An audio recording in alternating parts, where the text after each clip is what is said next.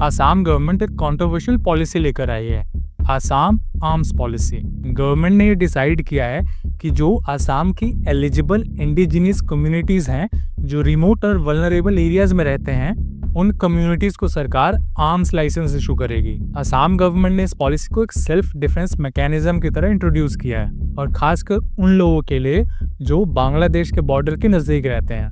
ये जो नई आर्म्स पॉलिसी है, इसको लाने के पीछे सरकार का पॉइंट ऑफ व्यू ये है कि जो इंडिजिनियस कम्युनिटीज हैं आसाम की, जिन पे हमेशा एक पोटेंशियल थ्रेट होता है मिलिटेंट ग्रुप्स का और इलीगल बांग्लादेशीज का, उस थ्रेट से ये आर्म पॉलिसी उनको बचाएगी। आसाम की डेमोग्राफी जिस स्पीड से चेंज हो रही है, उससे जो वहाँ की इंडिजिनियस कम्युनिटीज हैं या वहाँ के ओरिजिनल लोग हैं, उनके मन में डर बैठ गया है। ये डर कि कहीं धीरे धीरे उनकी जनरेशन खत्म ना हो जाए, उनकी जमीनों पे कोई और कब्जा ना कर ले, उनका कल्चर, उनका ट्रेडिशन खत्म ना हो जाए।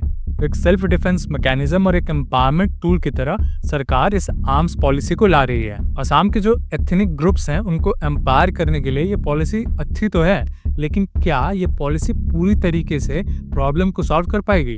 किसी स्पेसिफिक रीजनल या एथनिक ग्रुप को वेपन लाइसेंस इशू करना उस जगह के लॉ एंड ऑर्डर के लिए बहुत बड़ा खतरा बन सकता है। इंटर कम्युनिटी कॉन्फ्लिक्ट्स बढ़ सकते हैं। जब गन किसी के हाथों में आ जाती है तो उसको लगता है उससे ज्यादा पावरफुल कोई है ही नहीं, और यही चीज लॉ एंड ऑर्डर को बिगाड़ती है। कोई भी किसी पे भी गोली चला सकता है, कभी भी गोली चल सकती है।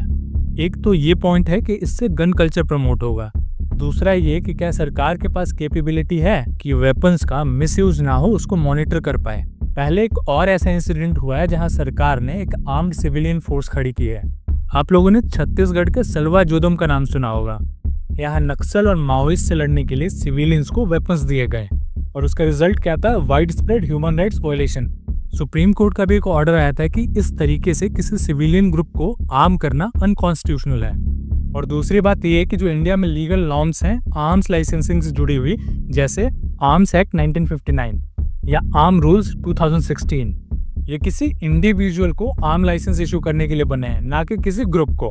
तो कुल मिला जुला के एक तरफ है लीगल, एथिकल और मॉरल इश्यूज, जिसमें सिक्योरिटी चैलेंजेस भी हैं, जिसमें ट्रैकिंग एंड मॉनिटरी चैलेंजेस भी हैं, जिसमें ये भी डर है कि ह्यूमन राइट्स वायलेशन ना हो जाए। और दूसरी तरफ है राइट टू सेल्फ डिफेंस। अगर कोई स्टेट मशीनरी अकेले केपेबल नहीं है एक पोटेंशियल थ्रेट से लड़ने के लिए, तो क्या लोगों को सेल्फ डिफेंस करने का अधिकार नहीं है?